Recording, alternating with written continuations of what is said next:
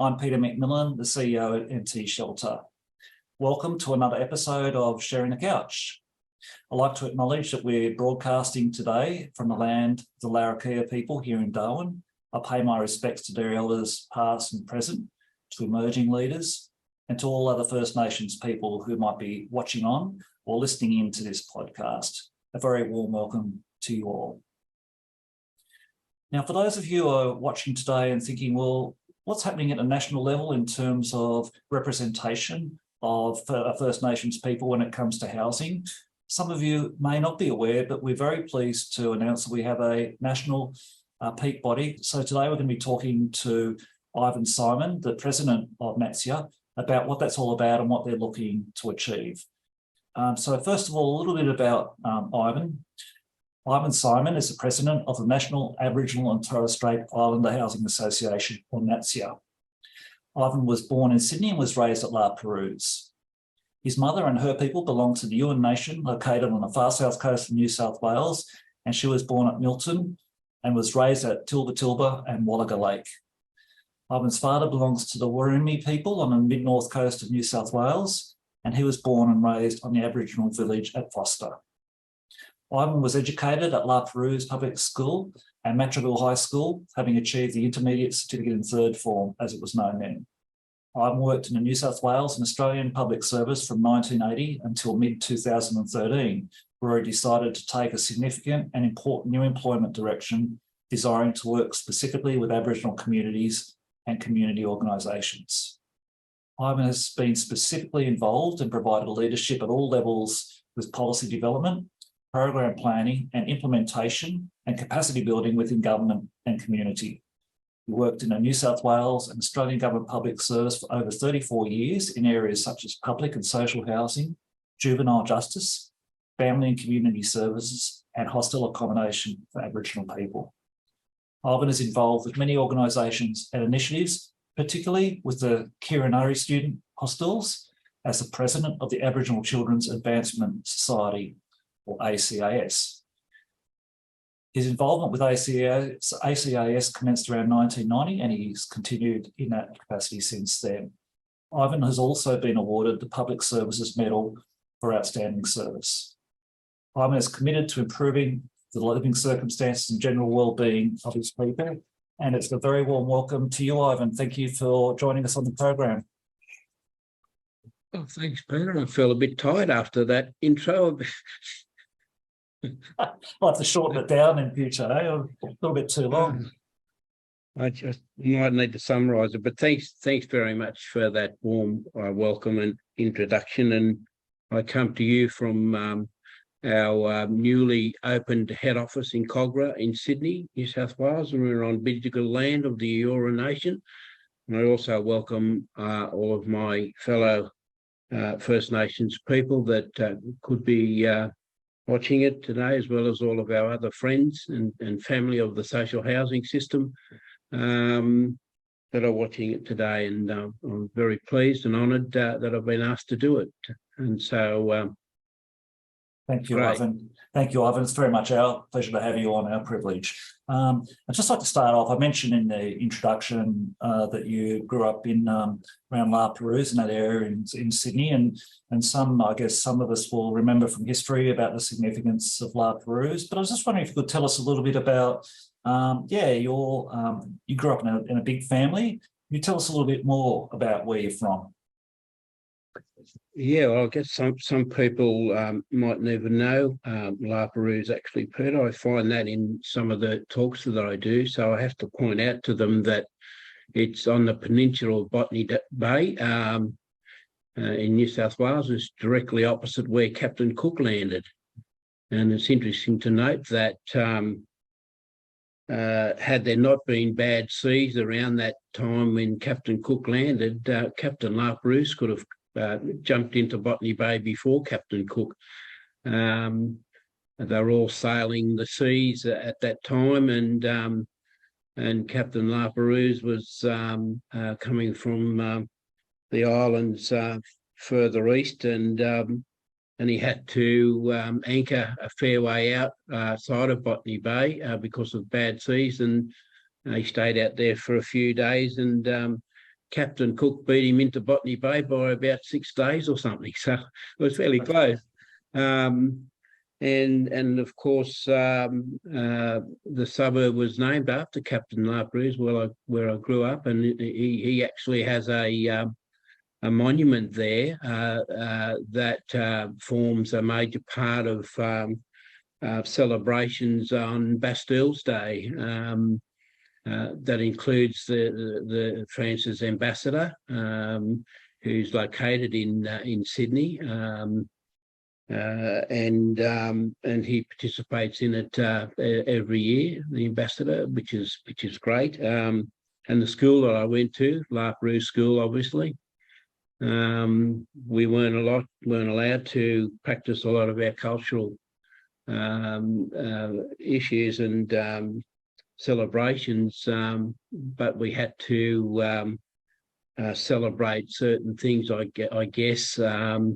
In respect of the colonisation of a country, as well as on Bastille's Day. Well, we were taught all through the year to sing France's national anthem, and I guess most of us could sing it backwards.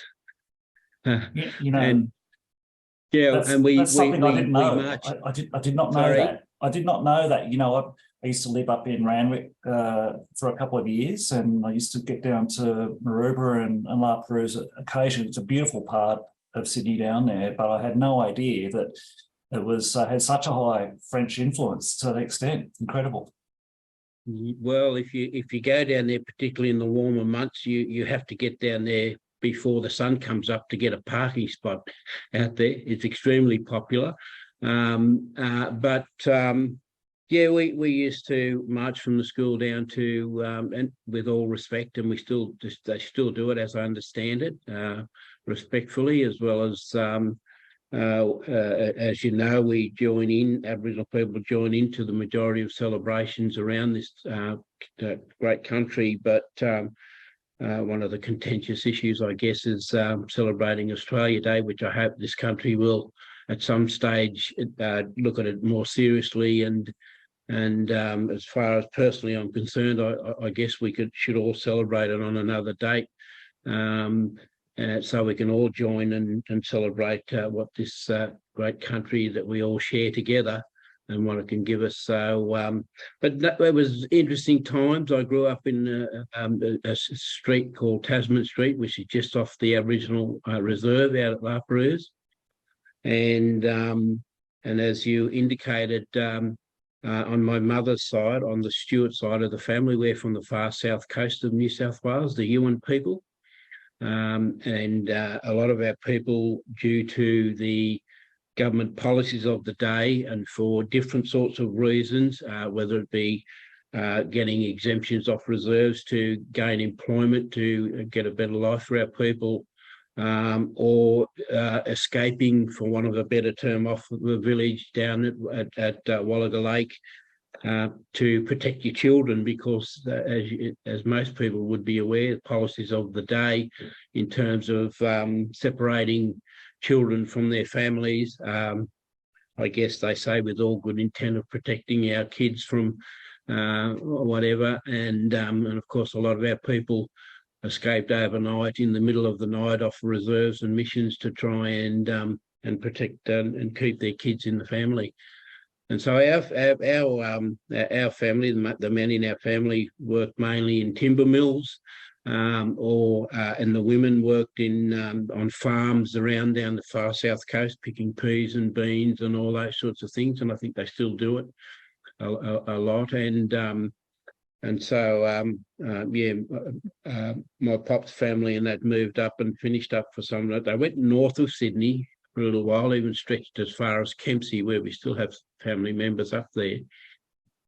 But they came back to Sydney and finished up down. As I said, we all grew up. We had about 4 of our families in Tasman Street, and we grew up there, and we've been out there for over 90 years now. So we're probably regarded as close enough to traditional owners in that area as you could be. But I'm also we also link to the far south coast as well, and we participate in joint management of 2 national parks down on the south coast of Byamanga and Gulaga National Parks, and we sit on boards down there. I do that. I actually just spent the weekend down there in a traditional owner meeting and elections, and I went down with all good intent to vacate my spot on the board and give it to a younger person, but the younger people pulled rank and said, no, we still need you on there as an elder. So, but it's, I guess a lot of people might see a lot of doom and gloom around at the moment, but there's a lot of great things happening as well. And it's good to talk about those as well. Absolutely.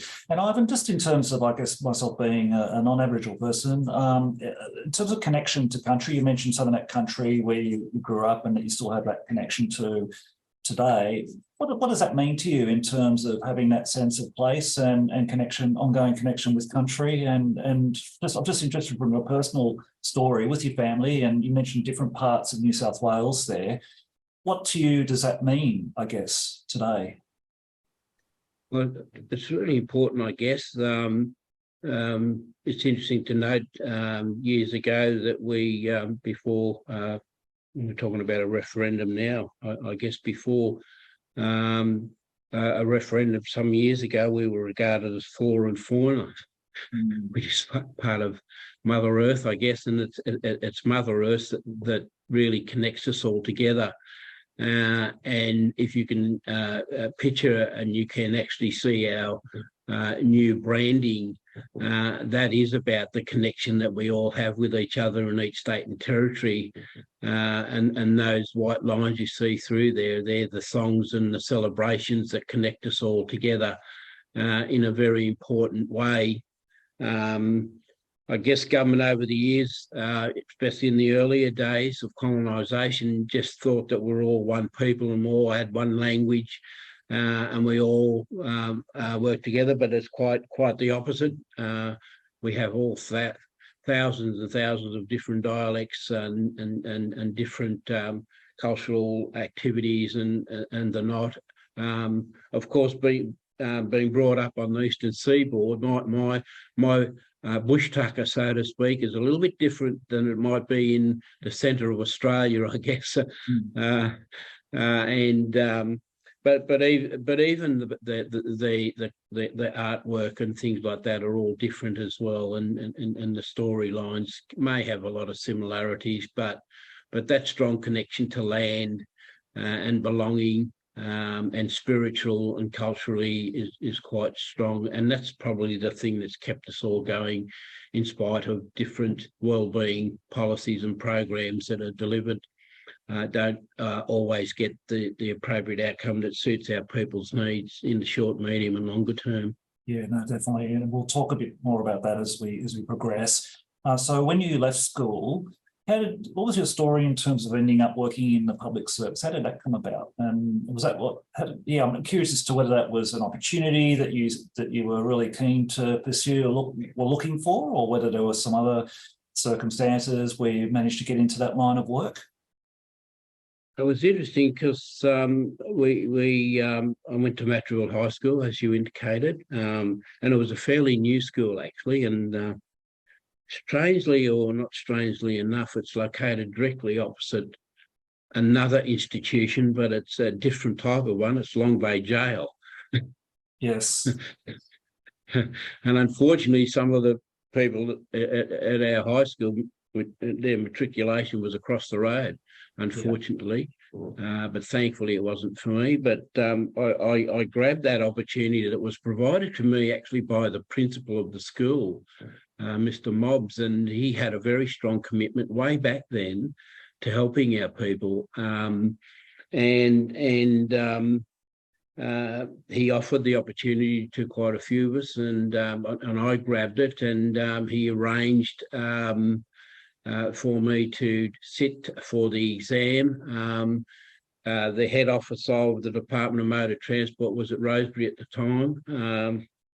I never went that far for holidays, let alone to sit for an exam, but I got there one way or another and sat for it, and it's all history now. And they were, way back then, they were modernising their filing system to computer cards and so on. So my first several months was filing all those cards and throwing out the old system. And I had cuts and bruises all over my fingertips from the sharpness of the cards. But the other thing, I guess, I spent, I was there for under 2 years, and I spent most of that time trying to find another Aboriginal person in the department, but I couldn't find any there. That wasn't the main reason I left. I guess it was difficult for me to get there from La Perouse. I had to catch a couple of buses and stuff back in the day.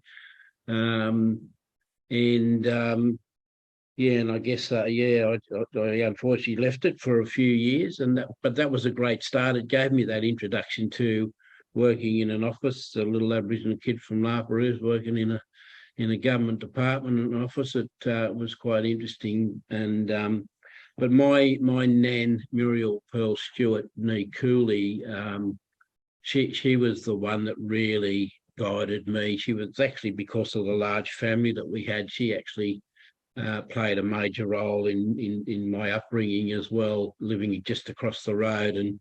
And she back in, and she was actually the first Justice of the Peace in New South Wales. Actually, they've actually named a street after my nan in Canberra. Wow. Because she sat on government committees, advisory committees way back then, to try and make a difference. And I guess you could probably say that I've followed very much in her footsteps. Sounds like she was a remarkable woman. And I learned also recently, Ivan, I didn't really quite dawn on me, but just the extent to which Aboriginal aunties and uncles have such an important part to play in bringing up the kids too. You know, it's not all just about the model the mum and dad does it all. You know, it's often that broader family that has such a pivotal role on guiding and I guess teaching and mentoring the kids as they're growing up too. That sounds like that was the case with your auntie. And we're still doing that today, as you might get reference to extended family. It's the real sense of extended family. It's never ends. So I guess that's the push in government policy at the moment around the separation of our children and trying to reconnect back into family and foster caring programs. And we've been doing that since day dot. You know, that we've been. If there's any issues or challenges in a family household, that other people step up to the plate to help, and that's part of the culture, an important part, I guess. Yeah, no, for sure. And how did you find yourself in the housing space for the first time? Because you started off in juvenile justice and family and community services, didn't you? I think, and then how did you get into housing? Well, when I left the Department of Motor Transport, I did a range of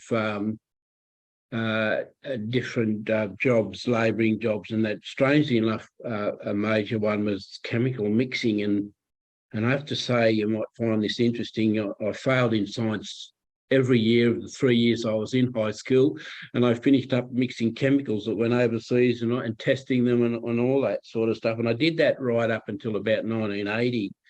Then I was provided an opportunity under a Commonwealth. It was called NATSIHA. It was that was the acronym, and it was a Commonwealth program, not the same as CDP, but very much one where you had to be guaranteed a job at the end of it. Otherwise, you never received the subsidies to employ and train an Aboriginal person. And that was with Aboriginal Hostels Limited, which is a national body.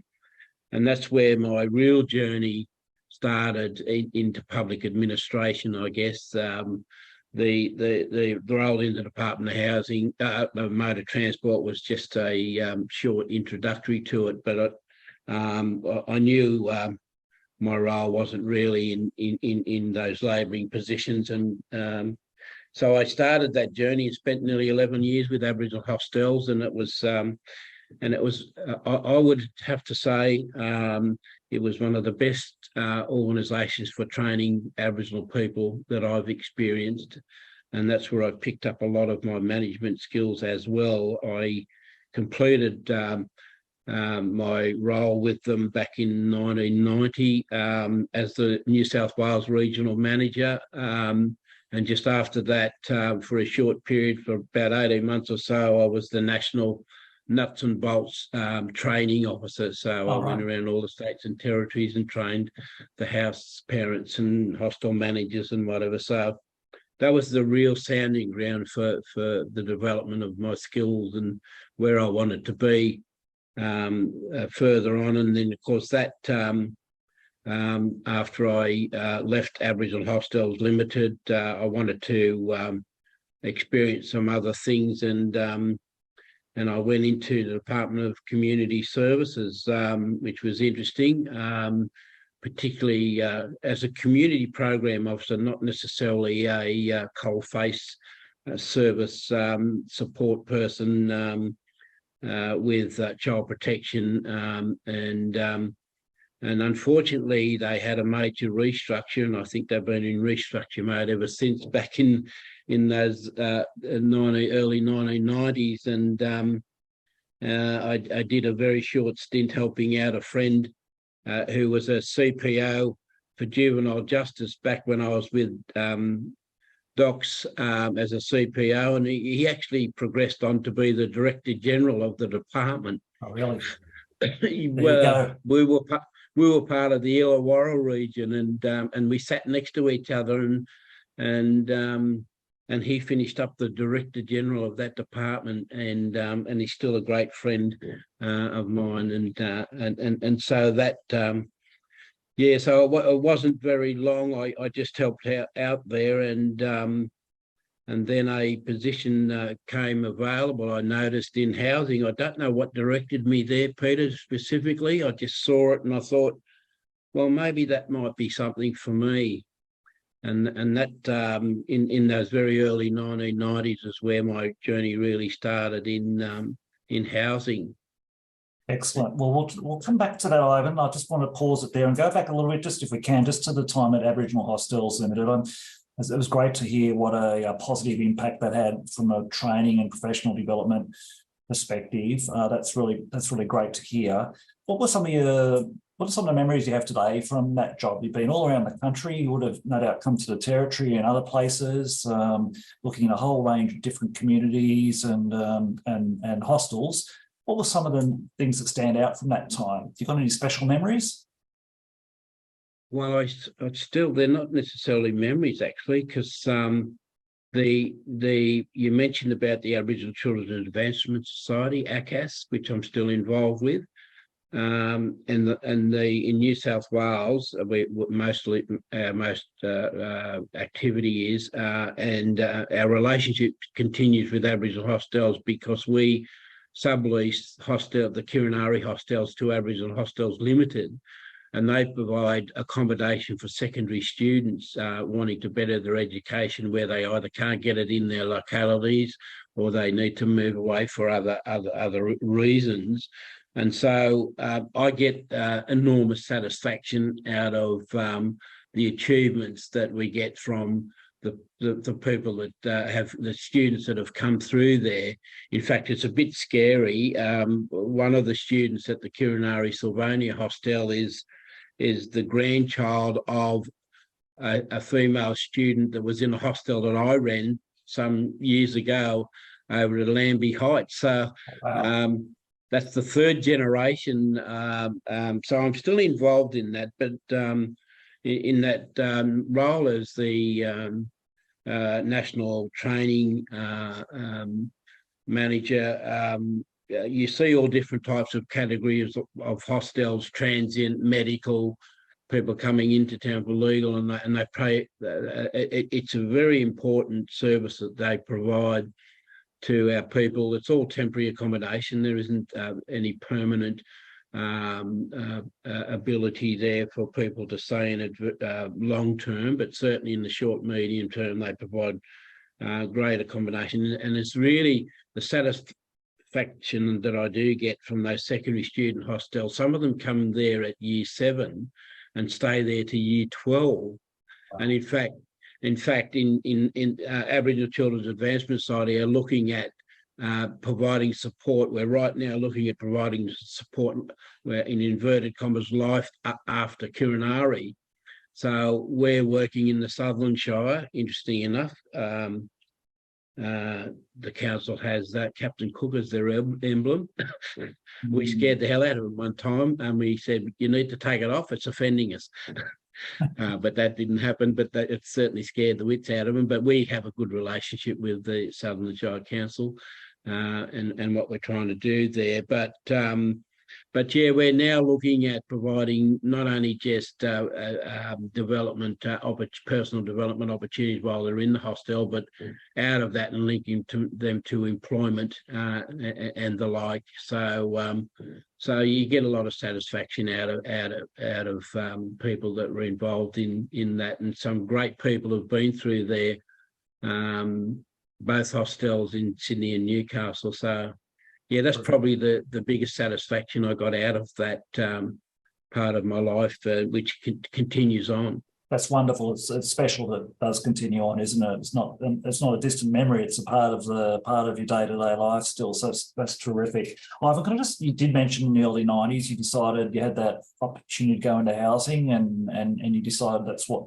you wanted to do. And you worked with the Department of Housing, or the Office of Housing Policy, for a number of years. Can you take us through a little bit about what you learned in that time? And I guess because nowadays you're still working in that space of housing, so can you help us understand a little bit about why housing really resonated with you, what it was about it that felt that was an area where you wanted to be? It's an interesting story, really, because I went there without any knowledge of housing, of course.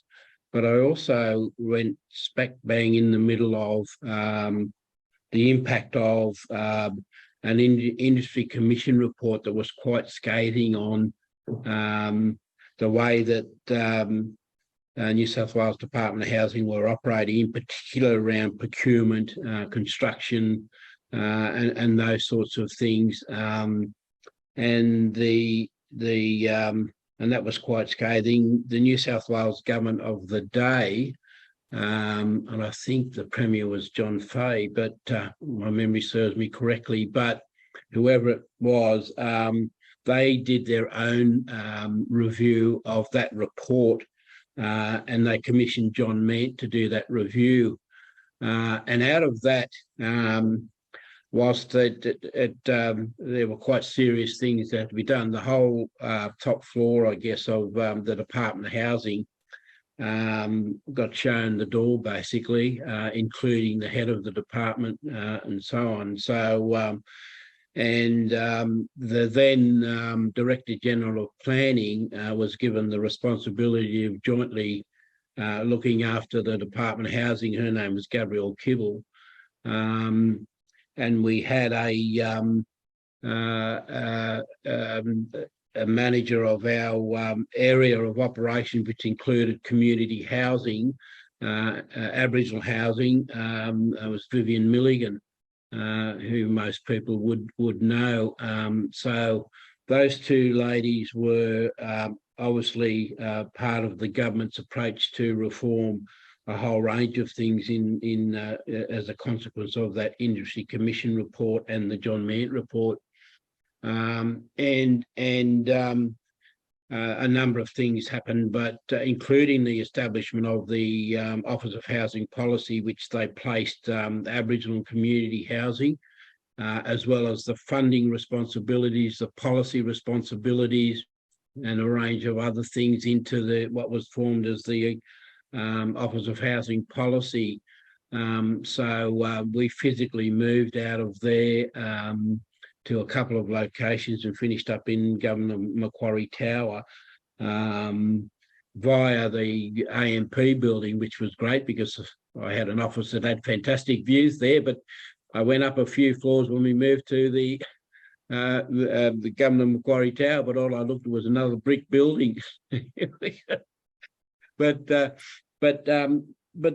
was the opportunity, and our manager back at when I first went to the Department of Housing was Elaine Sloan Lomas, and she had some very creative ideas on where she thought Aboriginal housing should go into the future. And we had a bit of a workshop back then as well, which fitted in neatly to the reform agenda of housing, where and this name would ring a bell to a lot of people because she's very much in Canberra doing a lot of things around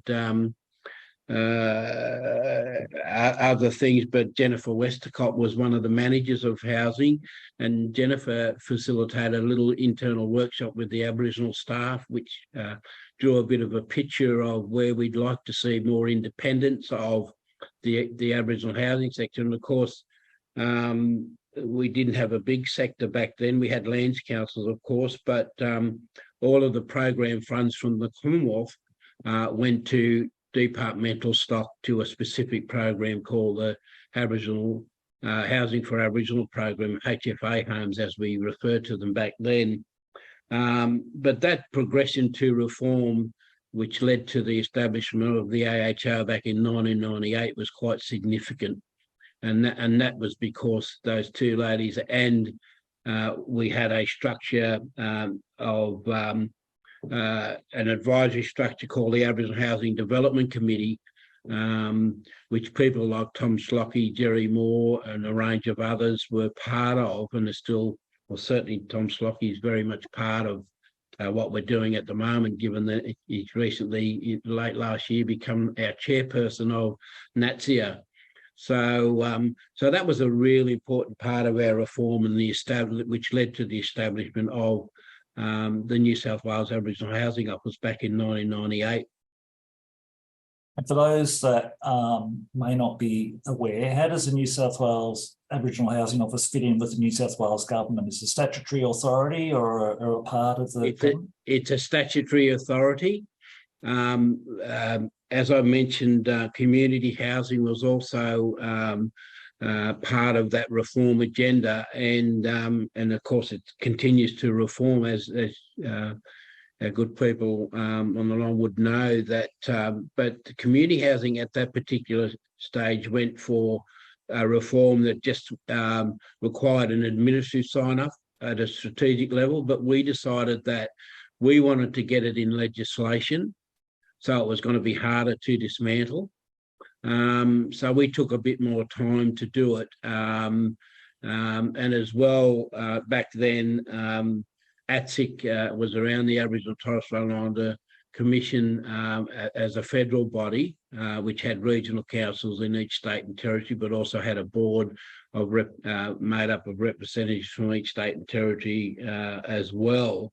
But the challenge to us around getting legislation through for the Aboriginal Housing Office, the challenge the government gave us was you needed to pool all the funds that came from the state and the Commonwealth. And I think they didn't think we'd succeed. So we had to go around to each of the regional councils in New South Wales and get their buy-in to the concept of establishing through legislation this body that would be this single stream of funding, specific funding for Aboriginal housing. So that meant that the regional councils had to forego their responsibilities for their programs that they had, and that was a very tough decision for them to make. But fast forwarding, I guess they finished up benefiting because each of the regional council chairs became part of our new board, of our new structure of the AHR. So they were actually then party to a bigger pool of funds that they were making decisions on at a state level. So, but it was tough going, I have to say, going around it. Sounds like a massive achievement, and I know with those names you mentioned before, Vivian Mulligan and Jennifer Westacott, there's some pretty big names. They must have had a fair bit of nous to be able to get that through government as well and into legislation. It would have been quite a journey. I'm really interested in the Northern Territory. We have our own context, obviously, but and you attended a conference recently in Darwin, and it was around Aboriginal housing in Aboriginal hands. So I'm interested to understand from your perspective, the legacy the Aboriginal Housing Office might have had. And I could think also, you know, the establishment of Aboriginal community-controlled housing organisations in New South Wales and elsewhere.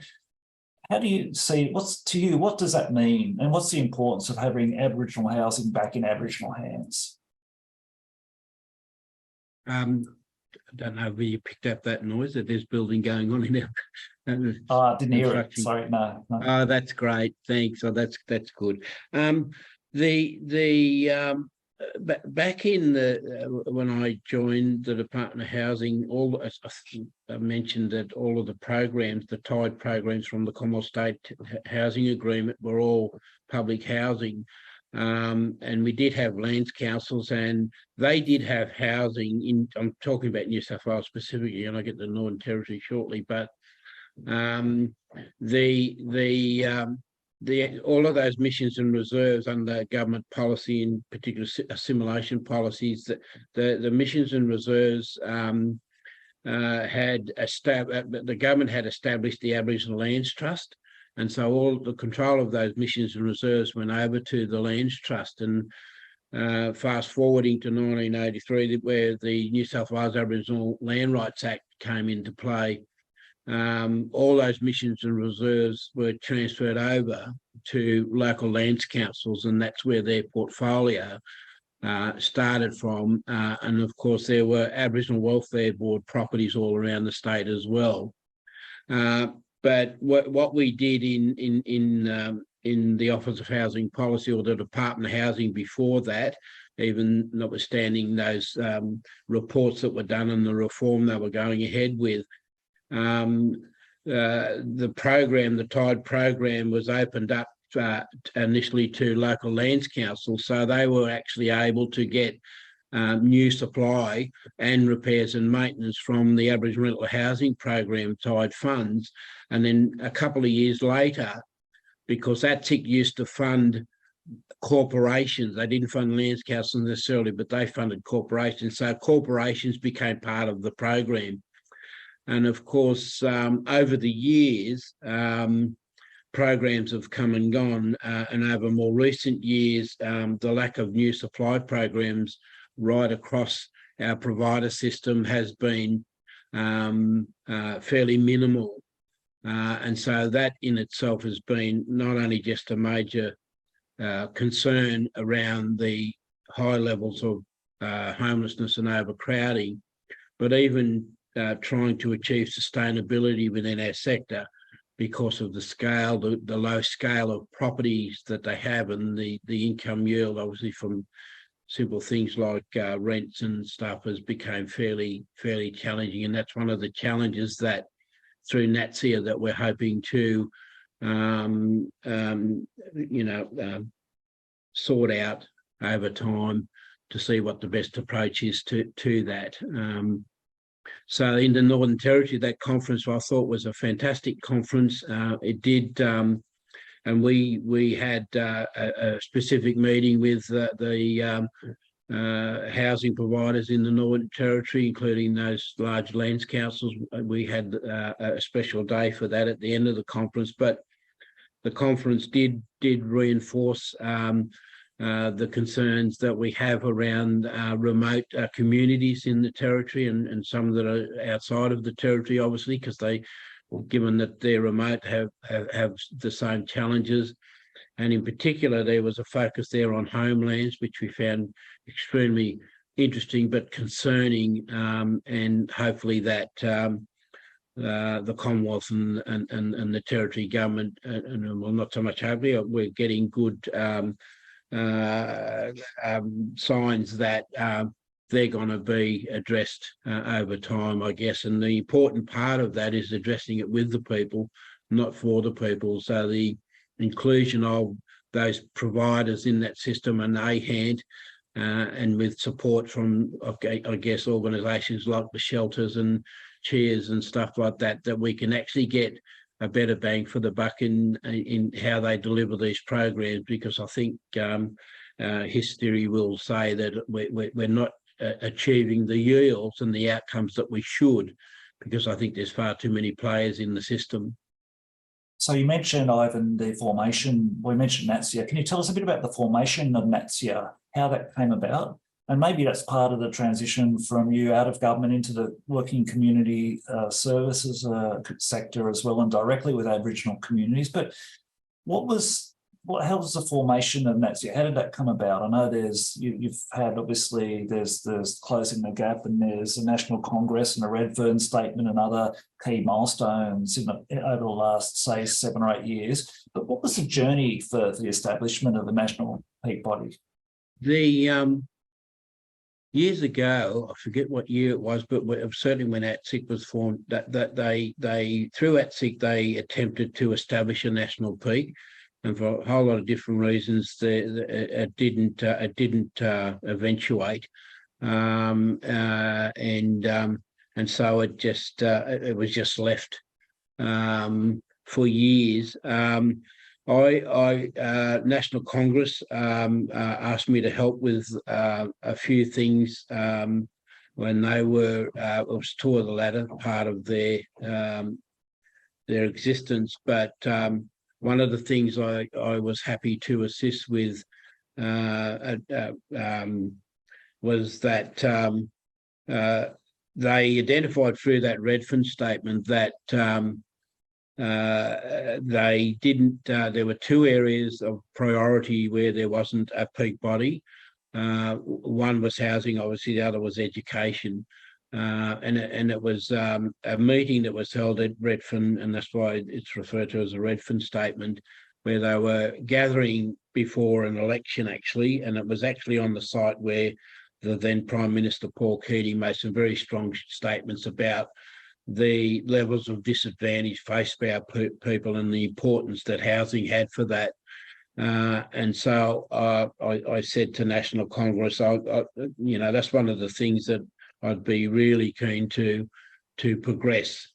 And the then minister, actually, it was from the Territory, Minister Scullion at the time, resourced National Congress to have a gathering. And we had it in Adelaide, actually, and there is a report on that as well. But we had a lot of key people, including National Shelter and the like, and government and community at that workshop. And it identified quite a number of issues, concerns and priorities. And we've taken forward all of those. And it's been a tough journey because it wasn't all that long after that National Congress was abolished by the Australian government, and so myself and an officer that was working for National Congress, Greg Slab, we just made a commitment to ourselves that we would continue on with those priorities that were identified in that Adelaide workshop, and we've progressed those, and we've had different support from different people along the way. Including support to do a submission to the Close the Gap refresh, and a couple of other inquiries. So we've been consistent all the way along, and I had meetings myself. Greg and I just were volunteers, I guess, for the concept. We had a committee formed from the Adelaide workshop.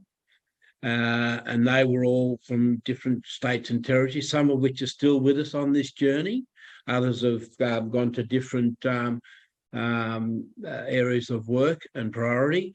But that journey has been growing and growing and growing, and we've been meeting with them to the extent where we got incorporated in 2020, in December 2020, and then we got funding after that, and then around the same time, our journey with the Coalition of Peaks under the National Agreement started. That's wonderful, Ivan. I mean, did you have to do that all off your own back? I mean, was this in addition to your day job, or this was a day job? I did have a day job as well. At that stage, I was working in an organisation in New South Wales that provided tenants with advocacy, advice and support. Yep. And so, I was working with them, but I used to go over to Canberra on other days and stuff. So I finished up working 3 days a week with them, and which gave me a bit more time to put a bit more effort into the establishment of NATSIHA.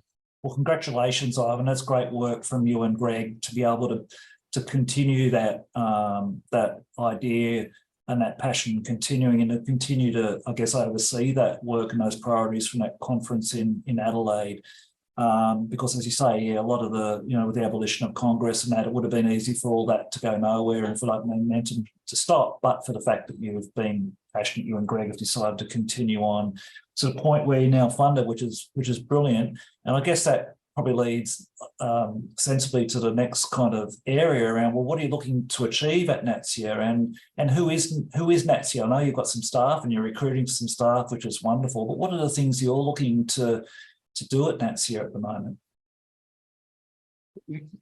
I guess one of the primary reasons for us getting resourced, and that is particularly since ATSIC and then National Congress, but probably more so ATSIC, because ATSIC had a structure of elected people that formed the regional councils. They had administrative support around those regional councils. They had regional officers of bureaucrats and all that sort of stuff.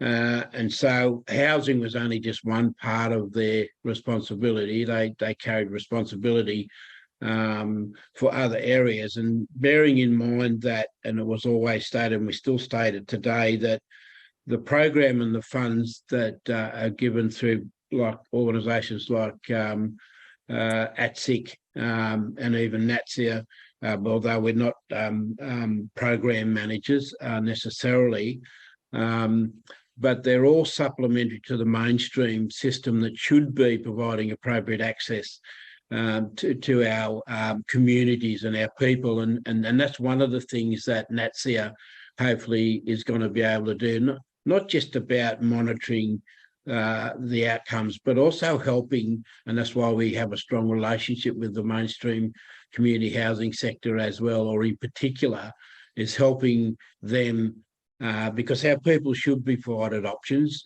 on housing support. Having said that, from our experience, the majority of our people would like to be managed by their own organisations. Hence, we need to work with the government under their new arrangements around HAF and things that our community organisations are provided with resources to maintain their properties in appropriate condition, but also get new supply programs. But one of the major things that we have been able to convince the government is we will be the conduit through our structures that are, we're establishing peak bodies in their own right jurisdictionally, and they're doing that through the relevant jurisdictional government, which is great, but they are linked to us formally on the board and so on. So they will develop their own conduits for engagement with our sector and our communities, and we will work with those structures then to provide, from a strategic point of view, an avenue for government to get that advice and that. And we've made it very clear that for us it's a bottom-up approach, not a top-down approach around those conduits for engagement. And we are optimistic that government are hearing us, but although we're trying to play catch up with a lot of current initiatives that the current government are trying to implement. But we're very careful about not wanting to go too fast, too soon on certain things. And if it means that we have to let go and miss out on some of those programs, so be it, rather than us getting the wrong product or getting inappropriate input from our people. And of course, the current debate about a voice to Parliament is around those strong principles that are enshrined in the National Agreement for Closing the Gap, around our people having a genuine say and influence on where things, what's happening and not happening. Absolutely, and probably a good time just to mention NT Shelter Board has only just recently also decided to strongly support the voice to Parliament as well. We recognise the importance of the voice, and I guess just in terms of the voice that NATSIHA has, Ivan, you mentioned before the Coalition of Peaks and the work that is being done also through Closing the Gap refresh and so forth. So I guess where is all of that at the moment? We seem to be struggling in Australia to close the gap on most of those measures, including housing. What do you think needs to change to really get some more movement to closing the gap on housing disadvantage for First Nations people? Well, as far as housing is concerned, I have been lobbying across governments and across political parties that we need a minimum 20, 30, maybe 40 years bipartisan approach. We can't expect to achieve appropriate, I'm not saying that means that we are achieving some good positive outcomes, but it's very, very slow. Mainly from my point of view is because it's reliant upon the goodwill of governments, and they come and go every political cycle, as you know, and bureaucrats for that matter. And if a government's not changing at a federal level, it's changing one of the states and territories. And to try and achieve good outcomes within, I guess, the window of opportunity that you only get, which is about 12 months, 14 months at best, to try and achieve something before they either go into an election or coming out of it. And how do you expect to do that when obviously the economic situation that we're all in this country, although a lot of countries are a lot worse off than us, but there's a lot in front of us as well. But to achieve a positive outcome, because housing is through the national agreement and the Coalition of Peaks, they all acknowledge that housing is the key thing that will make a difference to those other priority areas of social determinants that we're trying to achieve, to reduce the levels of serious overcrowding and homelessness, and have appropriate housing, and that's appropriately designed housing as well as located housing, and appropriately designed in terms of the weather conditions and the climates and all that around our health and well-being is of critical importance, so until we can make major inroads in that and not have to be at the whim of a new government and all that, I believe that's one of the critical things for us. But in the meantime, I guess we have to find ways to get the best outcome within the environment that we're seeing. So we're trying to, with the hopefully the legislation that we'll get through in the next sitting in relation to HAF, that we're going to actually start a process of getting some consistent approaches to our states and territory needs around our housing organisations and our communities.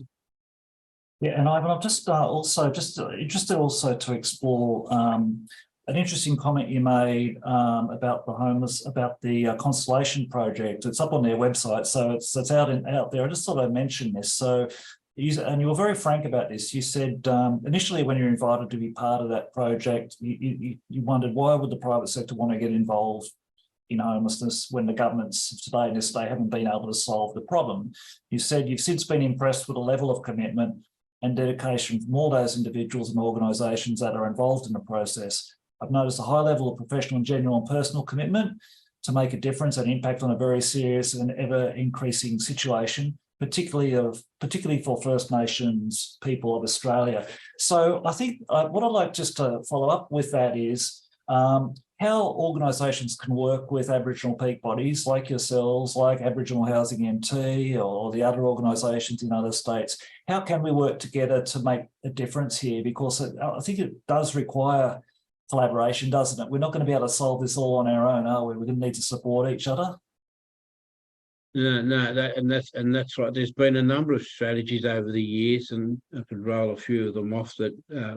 But mainly, really, it's focused on better coordination and better cooperation and collaboration. and that's amongst everyone that is trying to do that. The worst thing you can have is people not working together, and as I say, the Constellation project in particular demonstrated that, and in particular brought in the private sector and other NGOs, and I was I wasn't sure about it, but again, it was through National Congress that asked me to be involved around that housing side, and I thought, well, what the hell does the private sector want to get into this area? Yet you're on a hiding to nothing, basically, because it's, as I said before, especially around Aboriginal housing, First Nations people, that's very hard to get programs just come and go overnight virtually, and because they have to rush and get the money out the door before a certain point in time, that you very rarely get the outcome that you want. But I thought, well, after a while, I was really impressed with the level of genuine commitment that the private sector had with the concept under the Constellation project to really make a significant difference to the levels of homelessness over a decade. And I thought, well, gee, that's a big ask, but they were really genuine and they have achieved a lot, and that's why I'm still participating in it, and I believe that they don't carry the same levels of restrictions, I guess, that government and bureaucracy might have in the way that they're trying to achieve similar outcomes. And so, so I'm still very much involved, and will continue as long as I can see that that they're genuine in what they're trying to do, and because we have seen a lot of goodwill people come and go in trying to help our people, and sometimes, not all the time, but sometimes our people are left scarred by that approach, and so that's and the Constellation project are quite sensitive to that. Well, that's great, and I'd like to just finish by I guess casting us back to when you were a young lad in La Perouse again, and you were finishing school. Could you ever have imagined back then that, so many years later, you'd be in a key leadership role, leading a national Aboriginal housing peak body and being a leader for your people? And I guess also just any comments you might have about young people, particularly young First Nations people, the importance of leadership and having a go, and the difference they can make by, you would have gone through periods where it was quite difficult when you said you were the only Aboriginal person working in that government agency at Rosebery in those days. I mean, now here you are now, president of the National Housing Aboriginal Peak Body.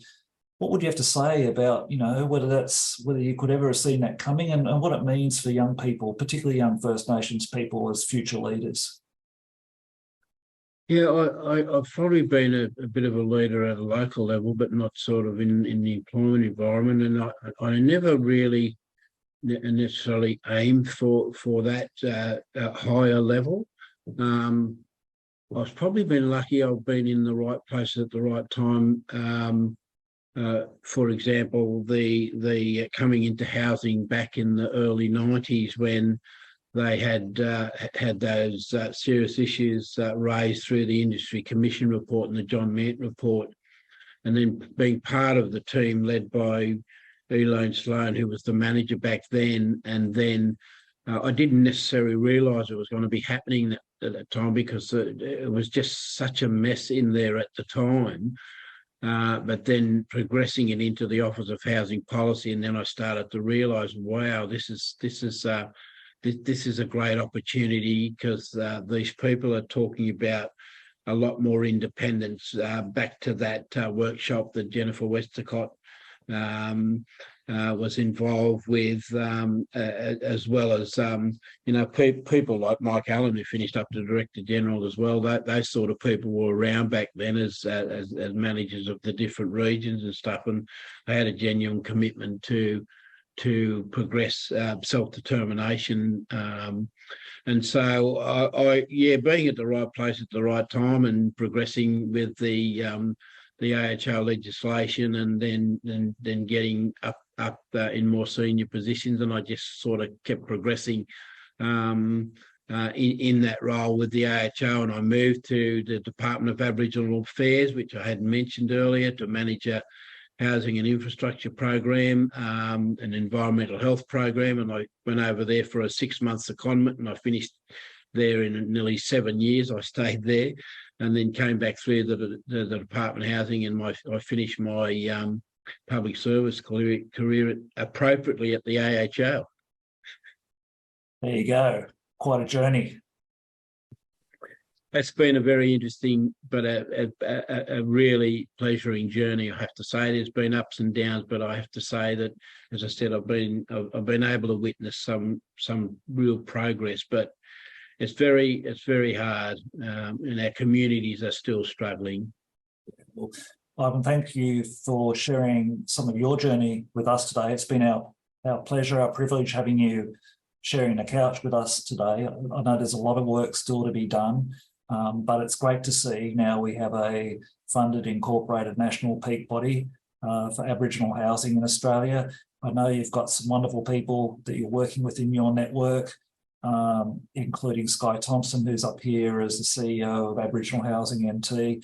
I met some of your staff that you've put on at NATSIHA, and I think the future is hopefully bright, and hopefully we'll continue to see more progress in terms of, providing real improvements in access for First Nations people to affordable and appropriate housing, and a return of control to Aboriginal housing to their own communities. So thank you so much for joining the program. I wasn't expecting to be talking about Bastille Day, but there you go. That was quite fascinating.